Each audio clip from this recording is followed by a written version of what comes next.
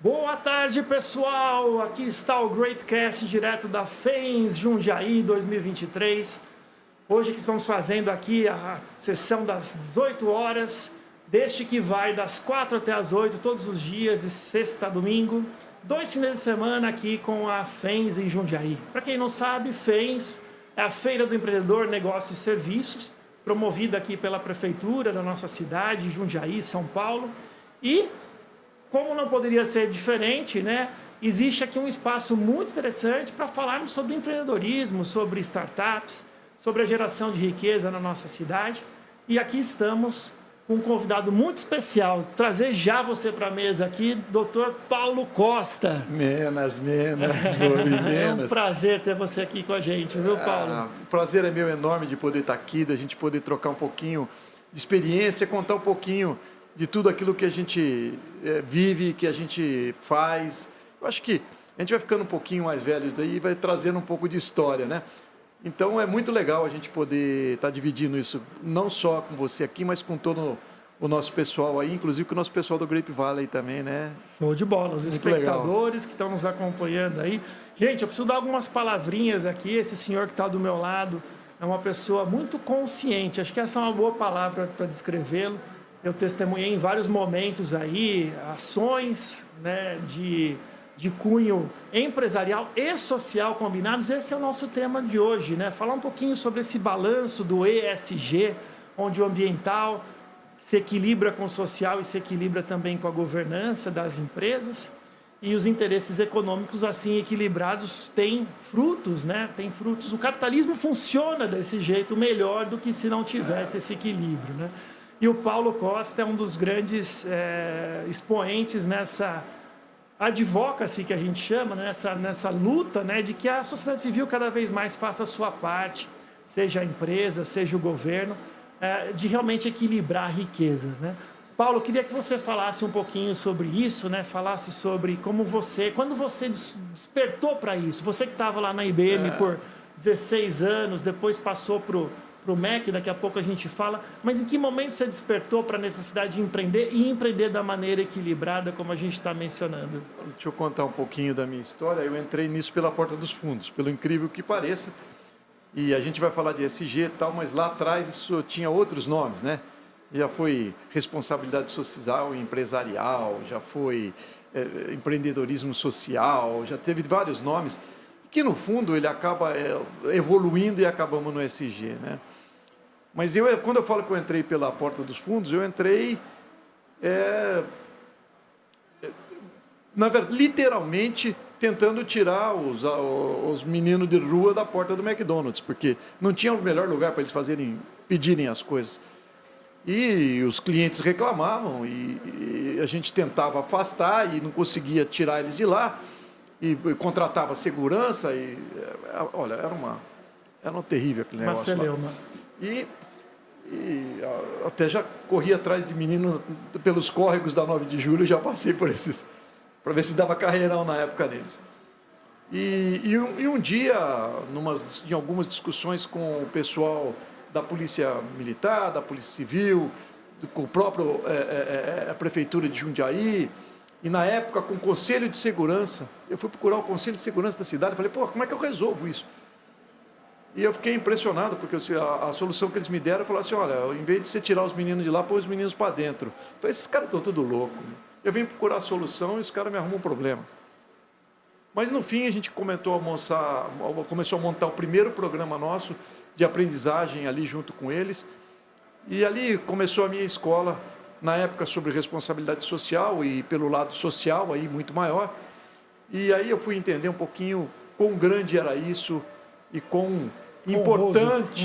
Não, importante porque traduzindo isso para o dia de hoje com a ESG, eu sempre começaria pela governança, porque não dá mais para ser uma empresa com o único propósito de ganhar dinheiro hoje. Não dá para ser mais isso. Isso é vida curta. Ela tem que ter um propósito maior, ela tem que ter um propósito da empresa junto com a sociedade, junto com seus clientes, com seus funcionários, com todos os seus shareholders, seus fornecedores, Se isso tudo não está muito bem desenhado, que esses valores não estão bem desenhados, você não tem mais nada disso e você tem vida curta. Essa é a grande lição que eu aprendi e a grande transformação, não só dentro das empresas, mas também pessoalmente, né? Então, eu acho que tudo começou por ali. Não foi um começo fácil, não foi um começo de uma aceitação fácil, mas a gente acabou aprendendo bastante aí com essa história. Muito bem. Interessante, né, Paulo? Vocês que estão aí muito próximos da juventude, né? É bem interessante como o perfil de funcionários do McDonald's, e para quem não sabe, o Paulo é franqueado na maior parte das lojas aqui de Jundiaí, que vocês devem conhecer, vocês que estão nos ouvindo aí. E a maior parte dos funcionários tem menos de 24 anos, né? Ou seja, mais de 50% Então, dos funcionários são jovens. Isso é importante para eles, nós né? trabalhamos, inclusive, com a questão do aprendiz, tá? Antes dos 16 anos, ele já pode ter um processo de aprendizagem, então ele já entra num programa onde ele tem a escola, ele tem um SENAC, um SENAI, uma estrutura para dar o outro turno e um terceiro turno para ele dentro da empresa. A gente já tem este programa já faz muito tempo. Temos o orgulho de dizer que Jundiaí é, inclusive, referência sobre esse programa, que começou lá atrás, naquele processo que eu acabei de falar.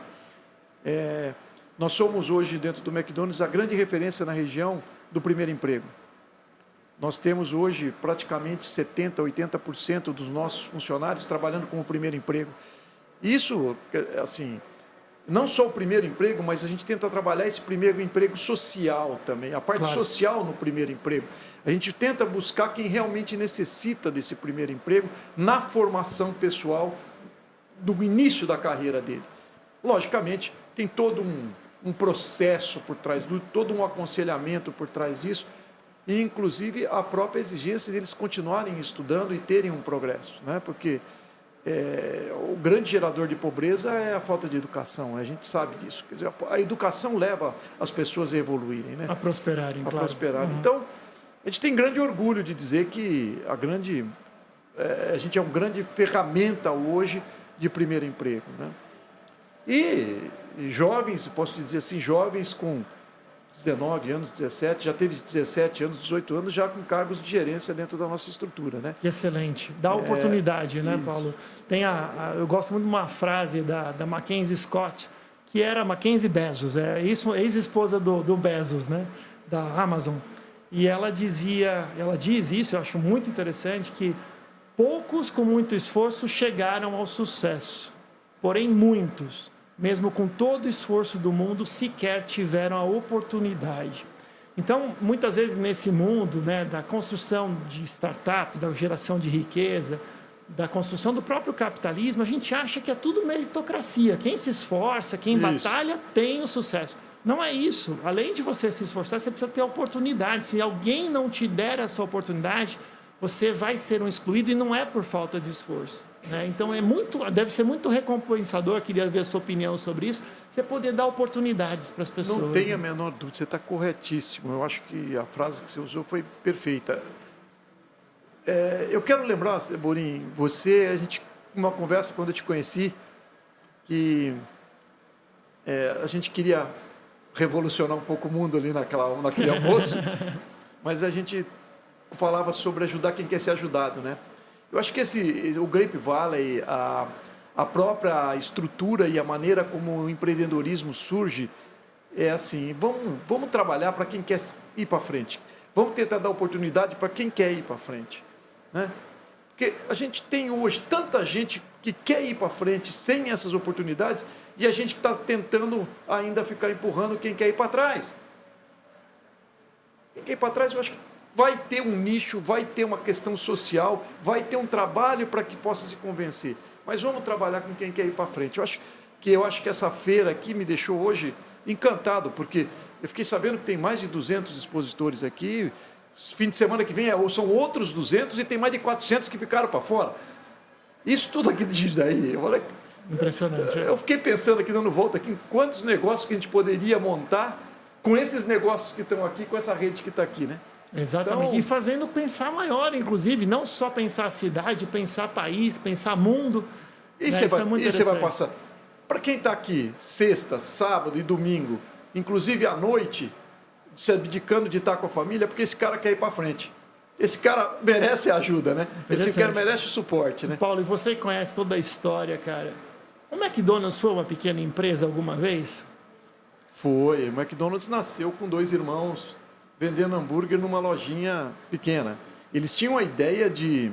A grande ideia deles era vender algo barato. Um produto que fosse barato e mais, que fosse rápido de fazer. Porque era a época que as mulheres saíram para trabalhar, não tinha mais aquela refeição que eles faziam em casa, alguém que preparasse isso em casa nos Estados Unidos, e eles queriam montar uma estrutura, queriam montar um negócio que pudesse vender algo. Eles tinham muito pouco tempo nas fábricas para poder... Para almoço, né? As pausas, ganhava por hora. Então eu não posso ficar esperando um prato ficar pronto. Então vamos fazer um negócio que seja rápido, que tenha valor, que eles consigam pagar e que seja gostoso, que seja bom. E eles montaram quase que um quiosque na época, era uma tenda, um pouquinho, mas era uma loja, parecia um quiosque. Eles montaram esse negócio e... Só que aquilo começou a ir para frente. Eles vendiam batata frita e refrigerante e hambúrguer, cheeseburger, tudo variado. Depois eles começaram a fazer milkshake. E tinha um cara que vendia a máquina de milkshake para ele e fala assim, não é possível que esse cara faz tanto milkshake. E ele foi lá conhecer, e aí ele fica doido pelo negócio e ele acaba tentando convencer os irmãos a crescerem. Os irmãos não queriam crescer de jeito nenhum, e ele convence os irmãos de que ele fica com o negócio, ele compra o negócio dos irmãos e transforma aquele conceito básico. Por isso que eu falo que tudo vem do conceito. Ele transforma aquele conceito básico de ter uma comida rápida, de uma comida gostosa, bem servida, com um ambiente agradável. Eles conseguem transformar aquilo num conceito que se replica... Eles tinham produto. Eles tinham produto. Agora precisava alguém com uma visão de cultura, de fato, de crescimento, que acreditasse que aquilo não podia ficar restrito à cidade. Que aqui está o gancho da beira que a gente está falando, né? A gente, quando fala de Grape Valley, você já palestrou para a gente, já falou conosco, a gente sempre está falando disso. Como a gente criar cultura de escala, criar cultura de empresas que possam começar pequenas, mas pensando grande, pensando maior, para que elas não fiquem restritas ao sucesso que vem certamente com esforço, mas às vezes é um sucesso local que podia ser amplificado de toda forma. E hoje, assim, o ambiente hoje para isso é muito mais fácil, né? Hoje você tem, se você tomar cuidado e montar qualquer coisinha que você faça hoje, você está num Instagram da vida e de repente você não sabe por quê. Chegou um pedido de lá longe. Chegou um pedido da China para você. Você entendeu? Então, o mundo ficou mais fácil de poder se... assim, eu falo mais fácil não que seja menos complexo, mas ele é mais fácil de você receber pedido, de transacionar esse pedido e de mostrar o que você faz para os outros, né? Perfeito. Você não depende mais de ter aquilo que era extremamente importante num comércio hoje, que hoje está um pouco meio assim desvalorizado, que era a loja de esquina, né? Então, eu falo assim, ó, tem muitas coisas hoje que você está dentro de você tem que estar num programa que é a sua loja de esquina de antigamente, que era a loja onde circulava muita gente, que era a loja onde você precisava para começar a vender, né? E aí demorava 10, 15 anos para você se consolidar dentro de um processo local para você pensar em ir para a cidade próxima, que era a sua cidade vizinha, e olha lá, ou ter uma segunda ou terceira unidade dentro daquela cidade. Era um crescimento mais orgânico. Hoje as coisas são mais exponenciais, né? Hoje é muito louco, né? Hoje as pessoas falam que tem muita sorte. Eu acredito muito que a sorte está muito ligada com a competência, sabe? E sem dúvida, voltando lá para o SG da vida, está ligado também com os valores que você tem. As pessoas estão muito conectadas com os valores ultimamente, sabe, Ori?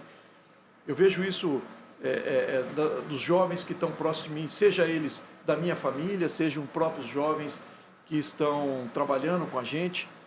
Eles estão muito conectados com essa questão hoje de ter a preocupação com o planeta, né? Ter preocupação social, o entorno do teu negócio, se ele vai bem ou não, como é que eu retorno para a sociedade o carinho que ela me traz, né?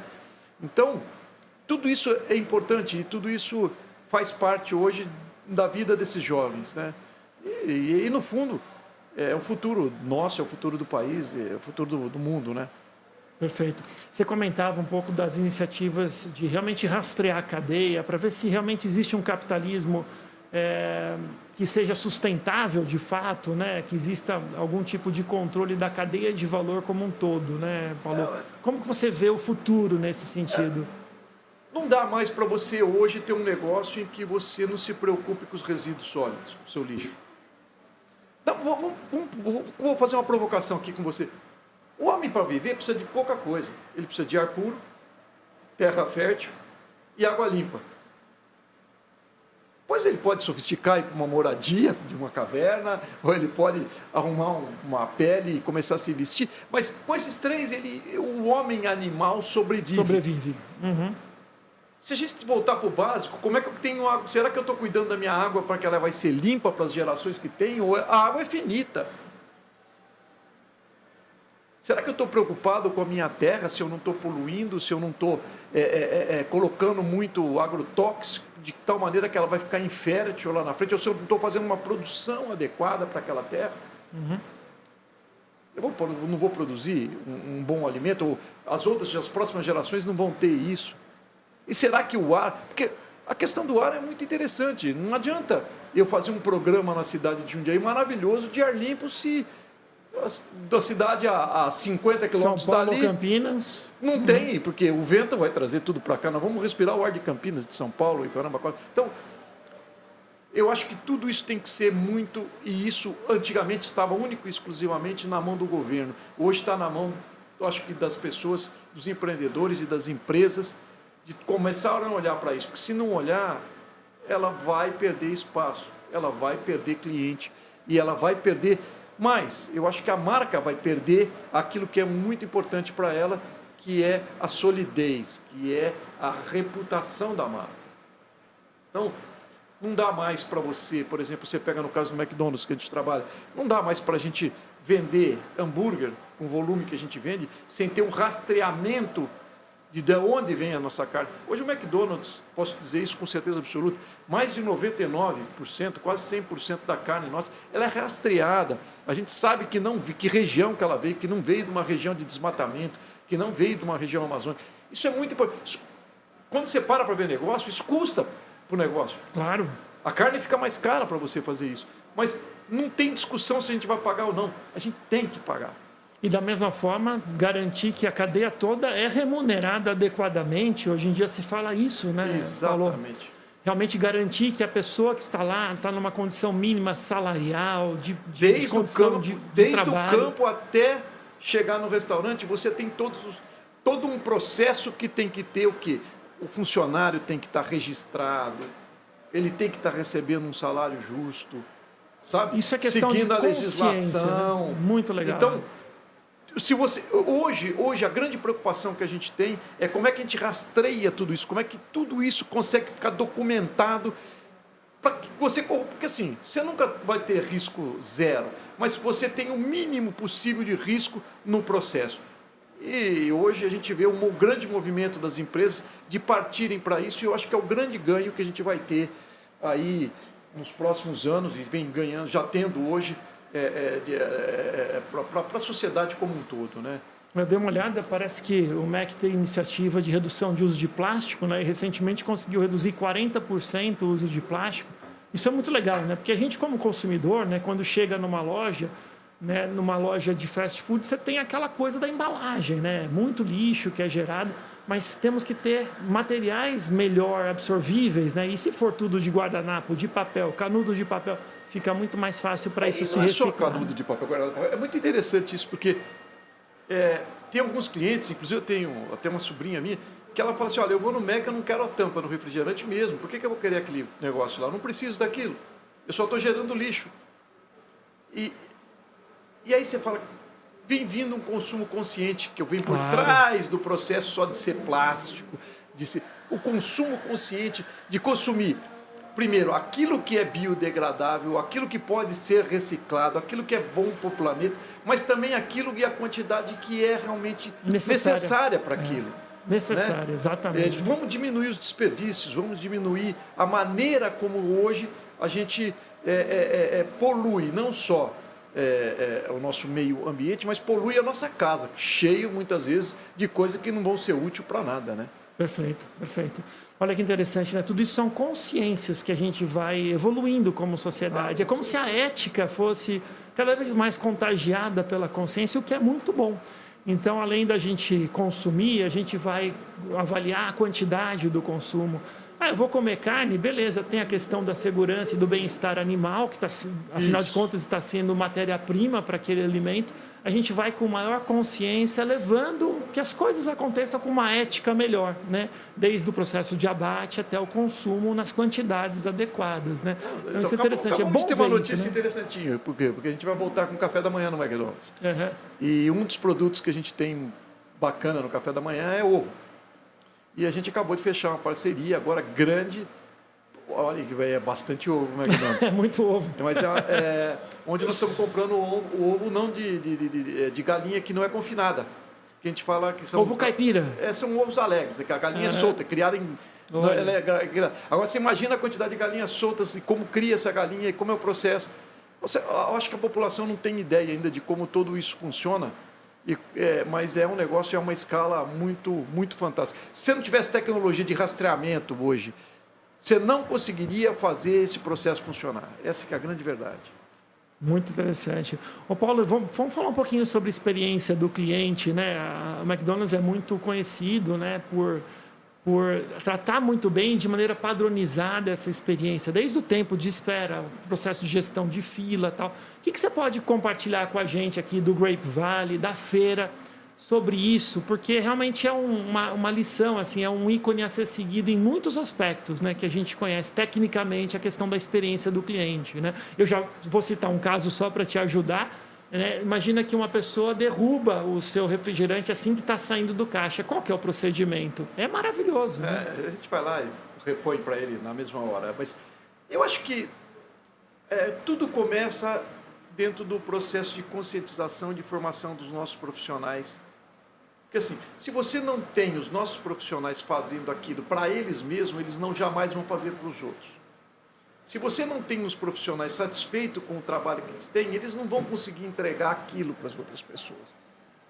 Então, esse processo ele começa dentro de casa, na questão de primeiro cultural e depois realmente aí você engaja no treinamento comportamental e engaja no treinamento técnico das coisas. Uhum. Então, você aí vai chegar até o ponto lá que você vai falar, olha, a mesa limpa desse jeito, com a mão assim, com o pano assado, isso aqui. Mas antes de chegar nisso, tem muita coisa acontecendo por trás. E o grande processo que tem no fim é o exemplo. Se você tem um gerente, o líder, né? Um líder que dá o exemplo de fazer, eles vão fazer igual você. Se você não faz, se você não pratica, aquilo não chega lá na ponta. Paulo, e não chega no cliente. Ajuda a gente a chegar nesse nível, porque eu tenho uma dúvida, olha só. O empreendedor está sempre com a barriga no balcão, muitas vezes. Né? A gente vê as empresas, né, tipicamente, elas têm isso, né? Do empreendedor está fazendo, tal. E no McDonald's a gente vê diferente, né? Dificilmente o empreendedor está no balcão, não sei nem se ele é proibido de estar no balcão, porque o que a gente vê é a máquina funcionando, né? Como que a gente chega nesse nível, cara? Bom, vamos lá. A gente, na verdade, a gente não tem mais como estar no dia a dia ali. O primeiro princípio que tem é que você tem que enxergar cada um dos clientes, não importa se é 1, se é 10, se são 100 ou se são milhões. Cada um é único. Cada um é único, tem a sua especificidade. Ele tem o seu momento, é o momento que você tem da verdade, que é o momento de você vender, de você entregar para ele. Muitas vezes tem cliente que você precisa vender para ele. Tem outros que o cliente não quer que você venda, ele quer comprar. Uhum. E você tem que ter a habilidade de tratar disso. E a grande... eu falo que o McDonald's é uma grande escola. Nós temos uma grande escola de formação profissional. Não só formação profissional de nós mesmos, todo dia a gente está aprendendo alguma coisa, mas dos nossos funcionários, dos nossos gerentes. Toda a minha estrutura hoje, desde o meu primeiro funcionário a quem hoje opera, que é o meu diretor, que toca os negócios, ao gerente de restaurante, todos eles praticamente começaram como funcionário. A gente não contrata um gerente de fora, vou contratar um gerente, ou contratar uma pessoa para trabalhar na parte administrativa. Nós formamos todos eles dentro do lá. Por quê? Porque a gente quer levar esse tipo de cultura. A pessoa que hoje trabalha numa parte Que é a administrativa, meritocracia. que é o técnico de manutenção que conserta os equipamentos, ele começou como atendente, ele começou atendendo os clientes. Então ele sabe quão importante é aquele equipamento estar funcionando bem e mais. Está limpo e tá as coisas acontecendo para aquele cliente que está lá. E aí a gente tem toda uma estrutura da própria McDonald's Corporation, depois nós temos a estrutura da Arcos Dourados, que é a grande franqueadora, com a Universidade do Hambúrguer e toda a padronização de treinamento, um negócio extremamente moderno, bacana, não tem um papel mais. Todo o nosso treinamento é todo feito hoje digital, com filmes e na tecnologia que essa moçada está vendo, tudo em celular, feito para celular, um negócio bem show de bola. E aí vem a customização final, que eu falo que é o tempero de cada franqueado dentro dos seus restaurantes, que aí você coloca um pouquinho da sua cultura e do seu processo para chegar lá.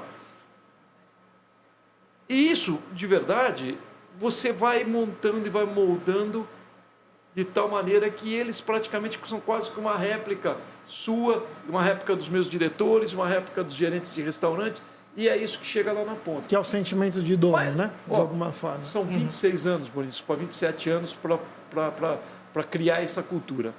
Por isso que eu falo que governança é tudo. Porque para criar essa reputação, essa cultura, foram 26 anos. Para perder é 2 segundos. Um mau exemplo, por exemplo. Um mau exemplo. Uma coisa errada dentro. Então, você precisa...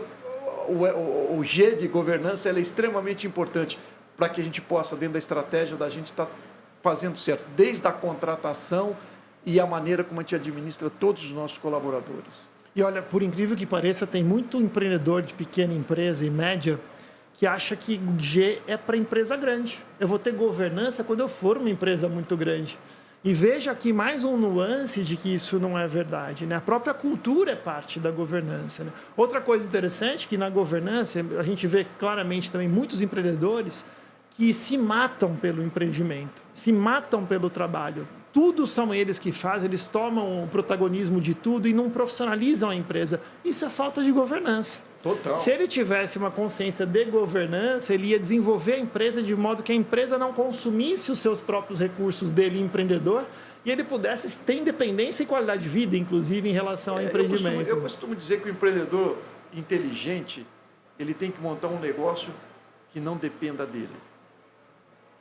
Se ele faltar amanhã, o negócio vai se perpetuar e vai continuar lá. Exatamente. Por isso que esse G é tão importante. Nós fizemos aqui em Cabreúva, você até estava lembrando, né? Nós fizemos um encontro agora do Grape Valley, o mês passado, em Cabreúva, só para falar de ESG. E lançamos uma cartilha, inclusive. Então, vocês que não estão nos assistindo e não fazem parte ainda do Grape Valley, aliás, fica aqui o convite, a gente tem um QR Code aí para colocar no GC. Vale a pena. Obrigado, Paulo. O Grape Valley já tem aí 1 ano e pouco já de existência, mas já tem 710 membros e a gente tem crescido cada vez mais com encontros sempre às primeiras quartas-feiras do mês. E no mês passado a gente fez com esse tema ESG e lançamos a cartilha ESG do Grape Valley para os pequenos empreendedores saberem também por onde começar, né, Paulo? Mas legal, você falou sobre a parte de educação e a Universidade do Hambúrguer me chamou muito a atenção quando eu dei uma pesquisadinha. E eu fiquei sabendo que são 1.100 alunos presenciais formados por ano e mais de 90 mil no EAD. Né? Me fala um pouquinho sobre isso, que é muita gente. Isso foi uma grande vitória que a gente teve, porque assim, a Universidade do Hambúrguer, ela existia e sempre existiu, na história dela, para a formação interna do McDonald's. E a gente tinha cursos sensacionais que foram desenvolvidos. Por quê? Porque são cursos que não são desenvolvidos exclusivamente de um país.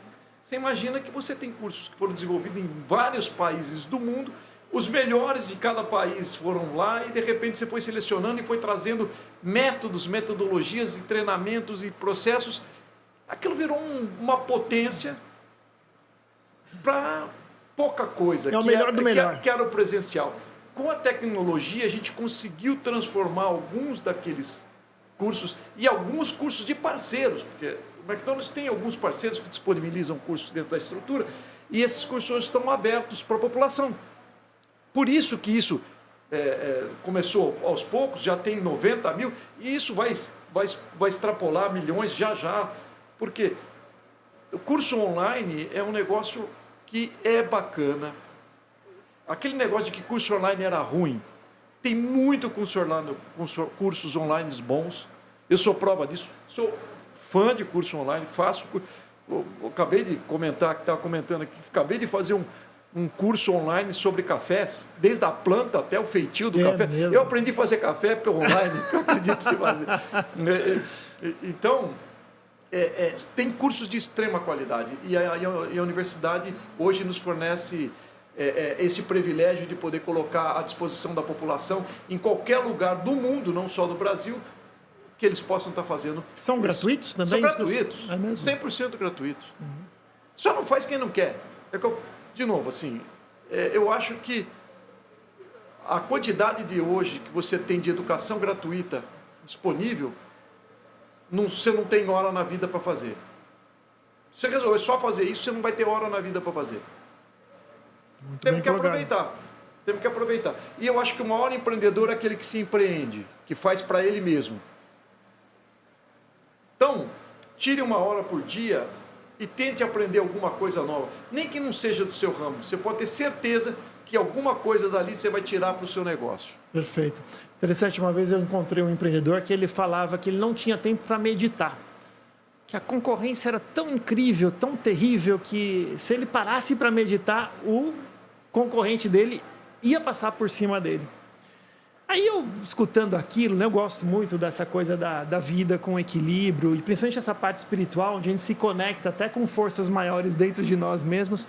Eu perguntei para ele, escuta, mas você não tem tempo para meditar, mas e se o seu concorrente meditar e tiver insights melhores que os seus hoje sem meditar? Ele falou, puxa, é verdade, né? Ou seja, a gente tem que pensar em nos reciclarmos e termos novas ideias também, porque aquela pessoa que tudo acha que sabe... Eu estou passando por uma experiência, Borinho, interessantíssima, que é a experiência da segunda geração, do meu filho tomando conta dos negócios, e eu estou podendo ter um pouco mais de tempo e um pouco mais de qualidade na minha vida. Então tem muita coisa acontecendo e muita coisa que eu estou aprendendo agora, que eu estou, vamos dizer, ter um pouco mais de tempo, que se eu olhar para trás e falar assim, gente, eu deveria ter feito tudo isso que eu estou fazendo agora lá atrás. Será que o Eduardo está escutando a gente aqui? Se ele estiver ouvindo ali. Até porque eu estou aprendendo muito com ele, porque a metodologia de trabalho que ele implementou na empresa, de descentralização, de empoderamento das pessoas que estão trabalhando lá, é um negócio de deixar a gente, de brilhar os olhos. Porque você fala, por que isso não foi feito antes? Porque não teve Covid para você sair fora do negócio, Paulo. Quer ver que foi isso? Quer ver que foi isso? Dizem que é assim, se você é gestor, se você tirar férias e quando você voltar tiver tudo ok, faz outra coisa, cara. Não volta, não. O problema é que quando eu voltei da pandemia estava melhor. Tava mais do que legal. Não, isso é super bacana. Agora tem a parte boa, né? É meu filho, né? Ah, sem dúvida. Foi minha esposa que criamos, o orgulho é enorme. E a confiança é muito grande. Ô Paulo, mas me conta um pouco mais. Olha, o McDonald's tem 24 mil funcionários no Brasil, mais ou menos. Como que você conseguiu, dentro disso, espaço até para incentivar a Open Innovation, incentivar a inovação dentro das próprias lojas aqui da região de Jundiaí?